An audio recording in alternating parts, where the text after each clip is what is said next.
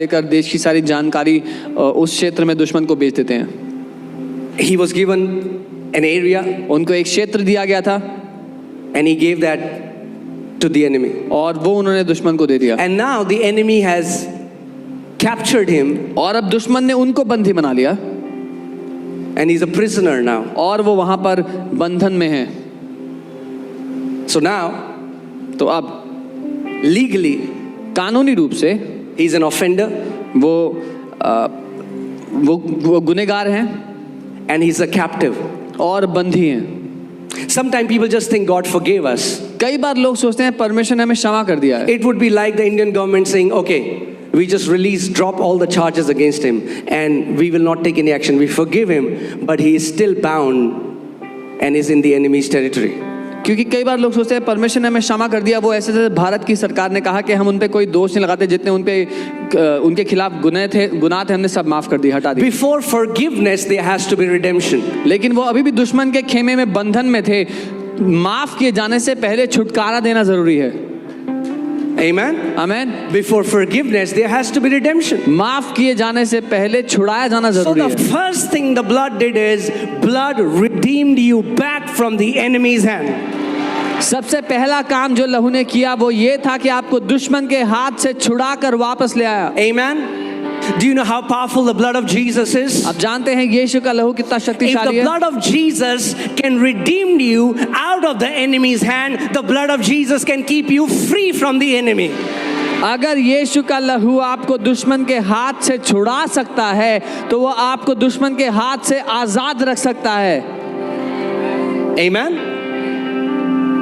That's the first thing. ये पहली बात है। Say, I have been redeemed through the blood of Jesus. बोले मैं छुड़ा लिया गया हूं यीशु के लहू के द्वारा। Satan hates it when you make declarations like these. शैतान नफरत करता है जब आप ऐसी घोषणाएं करते हैं तो। It's like he's getting a spiritual slap. वो ऐसा है जैसे आत्मा में थप्पड़ पड़ रहे हैं उसको। Say it again. दोबारा कहें। Say, I have been redeemed through the blood of Jesus. बोले मैं छुड़ा लिया गया हूं यीशु के लहू के द्वारा। Okay, so now let's take this example. Now this army officer who was a captive, now he's redeemed, comes back into the country.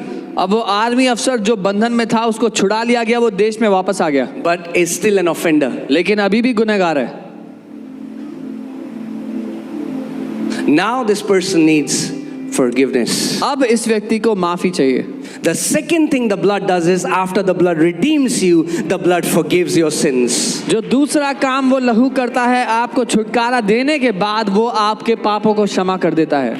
The blood forgives all your sins.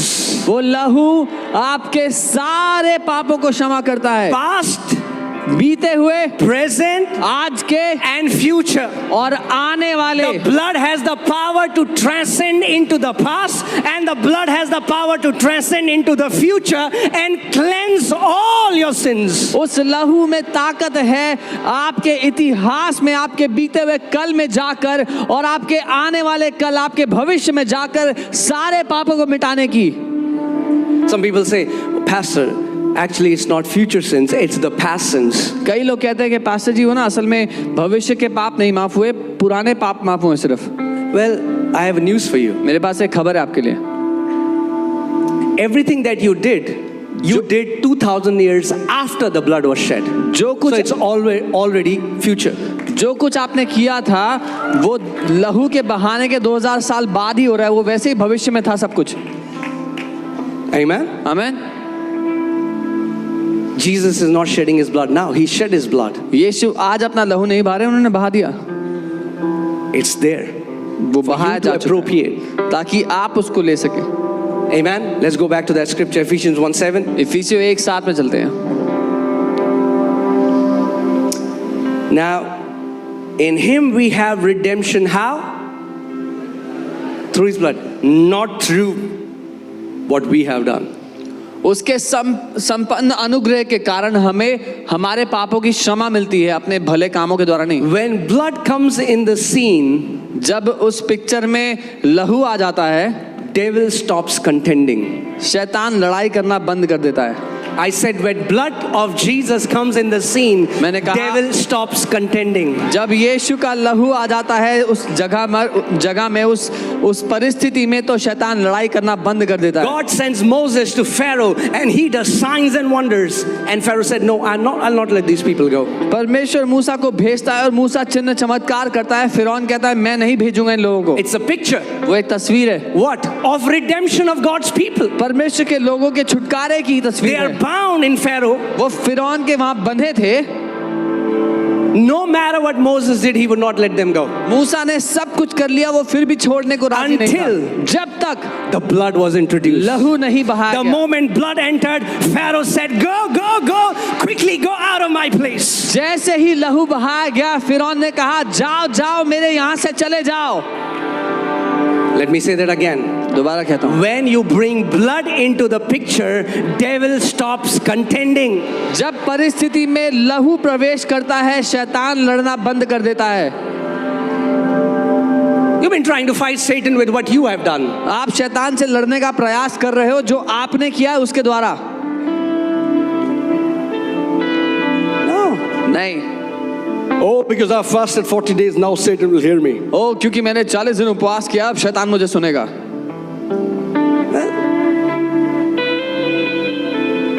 Nothing against fasting, please don't misunderstand. I fast, I honor fasting. It's very important for people of God. उपवास के विरोध में नहीं कह रहा हूँ, मैं उपवास करता हूँ और परमेश्वर के लोगों के लिए बहुत महत्वपूर्ण है But उपवास करना। fasting is for us. लेकिन उपवास हमारे लिए है। Ranbir, The moment blood came, जैसे ही लहू आया, the blood brought redemption for Israelites. लहू इजरायलियों के लिए छुटकारा ले आया। Amen. Amen. So we have redemption through his blood, the forgiveness of sins according to the riches of his grace. तो उसके बहाए हुए लहू के द्वारा हमें छुटकारा मिला है और पापों की क्षमा मिली है उसके बड़े अनुग्रह के द्वारा। Amen. This word forgiveness comes from the Greek word elphasis, which means freedom or pardon, release. यूनानी के एल्फसिस शब्द से ये पापों की क्षमा शब्द आता है, जिसका मतलब है छुड़ाया जाना। Amen. So the blood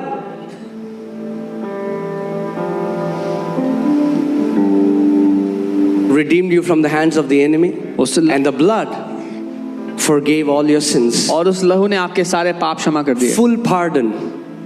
संपूर्ण रूप से माफ कर दिया। Amen. That was the second thing. ये दूसरी बात है। Amen.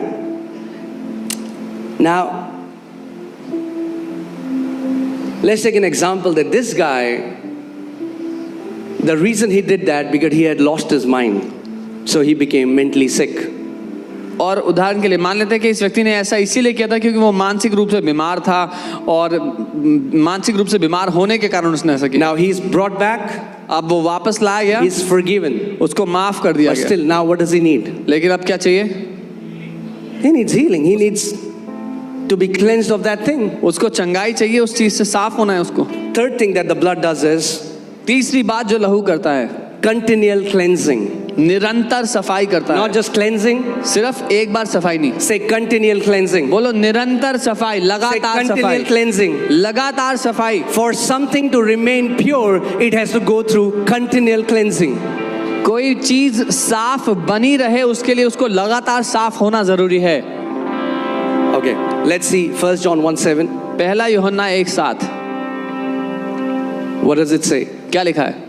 But if we walk in the light as he is in the light, we have fellowship one with another, and the blood of Jesus Christ, his son, cleanses us from all sin.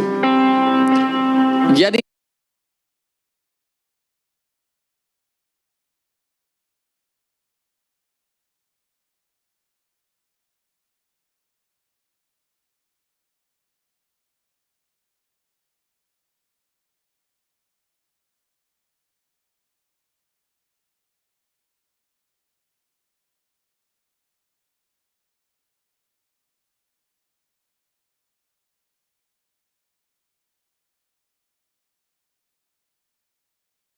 हम प्रकाश में बढ़ते हैं, क्योंकि प्रकाश में ही परमेश्वर भी है, तो विश्वासी के रूप में हम एक दूसरे के साथ सहभागी हैं और परमेश्वर के पुत्र यीशु का लहू हमें सभी पापों से शुद्ध करता है। Amen.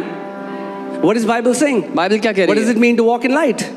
प्रकाश में जीने का मतलब क्या है? To walk in the revelation knowledge of what Jesus Christ has done. इस बात के प्रकाशन में जीना कि यीशु ने हमारे लिए क्या किया है।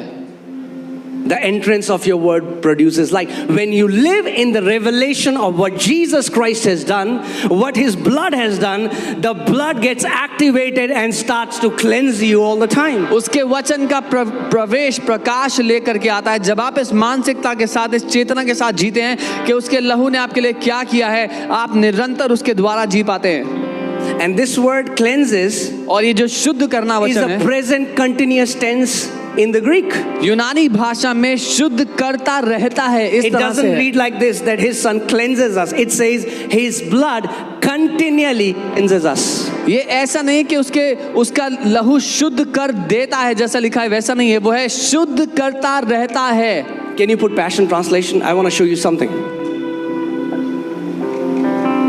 What does it say? क्या लिखा है यहाँ पर passion translation? But if we keep living in the pure light that surrounds him, we share unbroken fellowship. And the blood of Jesus, his son, what? Continually cleanses us from all sin. और यहाँ लिखा है, अगर उस शुद्ध प्रकाश में हम जीते रहें जो उसके इर्द गिर्द है, तो हम ना टूटने वाली संगति में एक दूसरे के साथ बने रहेंगे और यीशु का लहू, उसके पुत्र का लहू लगातार हमारे सारे पापों से हमें शुद्ध करता चला जाएगा। Amen. Are you seeing the power of blood? आप लहू की ताकत देख रहे हैं? The blood affected devil. उस लहू ने शैतान को प्रभावित कर दिया। The blood affected God. उस लहू ने परमेश्वर को प्रभावित कर And दिया। the blood affects you.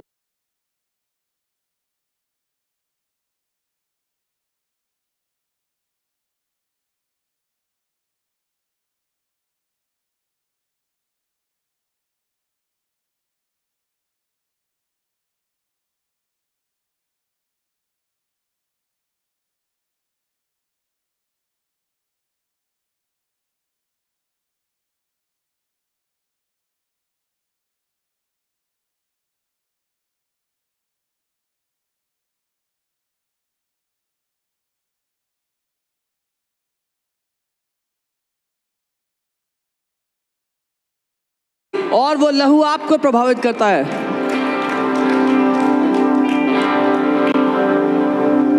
Say this. We didn't do the second confession, right? Okay, हमने let's do that. दूसरा अंगीकार नहीं किया। Okay. Because of the blood of Jesus, all my sins are forgiven. Past, present, and future. बोलो, यीशु के बहाए हुए लहू की वजह से मेरे सारे पाप माफ हो गए हैं, बीते हुए कल के, आज के और भविष्य के। Okay, now say this. The blood of Jesus Christ continually cleanses me from all sin. बोलो, यीशु मसीह का लहू मुझे लगातार सारे पापों से शुद्ध करता चला जाता है। Hallelujah. Amen. So, बहुत सारे लोग समझते हैं कि in the Old Testament, the blood was just applied externally.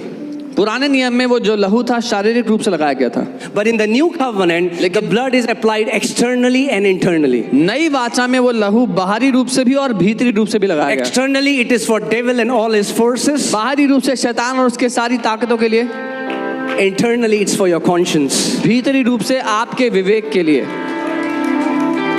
Amen. Amen. So the blood of Jesus यीशु का is लहू much more powerful than the blood of goats and bulls. बैल और बकरियों के लहू से कई ज्यादा ताकतवर है। यीशु का लहू It works externally, वो बाहरी रूप से काम करता works है internally. और भीतरी रूप से भी।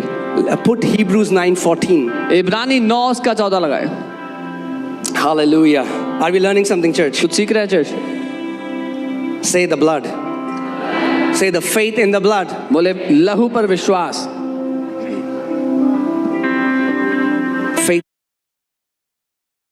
Faith in the blood. लहू पर विश्वास। Smith Wigglesworth said, there is nothing that we have done or we can do which the blood cannot cleanse. Smith Wigglesworth ऐसा कहते थे, ऐसा कुछ भी नहीं।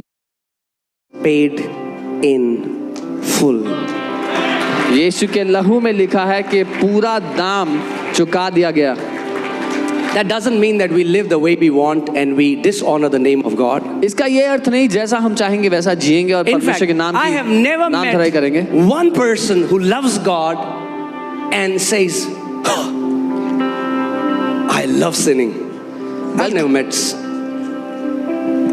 those who love God. Those who love God, when they do something which know that hurts God, it hurts them. बल्कि मैं एक भी विश्वासी से नहीं मिला जो ये कहे कि मैं परमेश्वर से प्यार करता हूँ और वो ये कहे कि मैं पाप करने से भी बड़ा प्यार करता हूँ, बल्कि वो ये जानते हैं कि जब वो कुछ ऐसा करते हैं जिससे पिता को दुख पहुँचता है तो उससे उनको दुख पहुँचता है। Isn't that a relief that I am not my savior? क्या ये जानना इतनी राहत की बात नहीं है कि मैं अपने जीवन का उद्धार करता नहीं हूँ? Come on, say it again. I think we need to tell the Lord. I think we need to say it more often. Thank you, Jesus. I'm not my savior. शायद हमें प्रभु को और बताने की आवश्यकता है, धन्यवाद यीशु कि मैं अपना उद्धार करता नहीं हूँ। When devil comes you are not good enough. You cannot do this. You are this. Say, devil, I am not my savior. Lord Jesus Christ is. जब शैतान आप पर आरोप लगाते हुए आता है तू किसी काम का नहीं है, तेरी जिंदगी ऐसी है वैसी है, तो उससे कहो, शैतान मैं अपना उद्धार करता नहीं हूँ, यीशु मसीह मेरा उद्धार करता। So take your ugly face somewhere else. अपना भद्दा मुंह कहीं और ले जा। Because my debts are paid in full. क्योंकि मेरा सारा कर्जा पूरी रूप से चुका दिया गया है। Amen. Paid in full. पूरे रूप से Do you know संपूर्णता। that so many Christians think Jesus paid the down payment and remaining EMIs you have to pay. बहुत से मसीह लोग ये सोचते हैं कि यीशु मसीह ने एक डाउन पेमेंट दिया है, बाकी के EMI हमें भरने जिंदगी भर। And और heaven released salvation like a car to you, and if you're not able to pay EMIs on time, the collection agents are coming to take the car back. No, that's not what heaven is like. और मसीह लोग ये सोचते हैं कि स्वर्ग ने उद्धार एक गाड़ी की तरह दिया है, लोन पर जैसे दी जाती है, और अगर सारी EMI नहीं चुकाई तो स्वर्ग आकर वो उद्धार वापस ले जाएगा। ऐसा नहीं है। You know, there was one time a guy was very angry at me. He said, your teaching is not right. एक बार एक व्यक्ति बहुत गुस्सा हो गए थे मुझ पे और कहने लगे कि आपकी शिक्षा सही नहीं है। He said, if we don't walk perfect holiness, we'll lose our salvation. और कहने लगे अगर हम सिद्ध पवित्रता में नहीं जिएंगे तो हम उद्धार को गवा देंगे। I said, why don't you tell me what salvation is first? मैंने उनसे पूछा कि ये बता दो पहले कि उद्धार है क्या। Let's understand what salvation is before you know you can lose it. हम पूरी तरह समझें तो सही उद्धार है क्या, इससे पहले कि ये सोच ले कि उसको गवा सकते हैं। It's going to heaven salvation. क्या स्वर्ग जाना उद्धार है? See, that's the sad thing. यही दुख की बात है। We have reduced gospel about a place when it is about a person. हमने सुसमाचार को एक जगह जाने के बारे में बना दिया जबकि सुसमाचार एक व्यक्ति के बारे में है। And Jesus becomes the real estate agent which will take you to heaven. और यीशु मसीह एक रियल एस्टेट एजेंट बन जाते हैं जो आपको स्वर्ग तक पहुंचाएंगे। Gospel is not about a place, it is about Him. Jesus Christ. He is the reward of our salvation. सुसमाचार एक जगह के बारे में नहीं है, सुसमाचार उस व्यक्ति के बारे में है, यीशु के बारे में जो हमारे उद्धार का प्रतिफल है।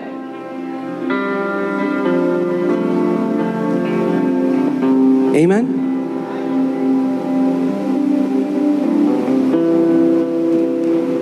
This guy had no idea what salvation is. इस व्यक्ति को कोई अंदाजा नहीं था उद्धार He was क्या fighting with me. और मुझसे लड़ रहे थे। I said, is salvation a gift? Let me ask you this question. मैंने उनसे सवाल किया क्या उद्धार एक तोहफा है? Because Ephesians 2:8 says it is. इफिसियों 2:8 में लिखा 2:8 में लिखा कि वो है। For we are saved by grace through faith, not of works. It is a, what is it? What is it?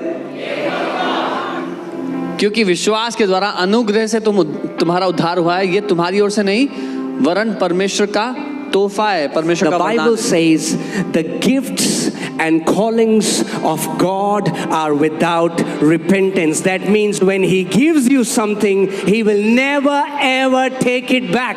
Bible कहती है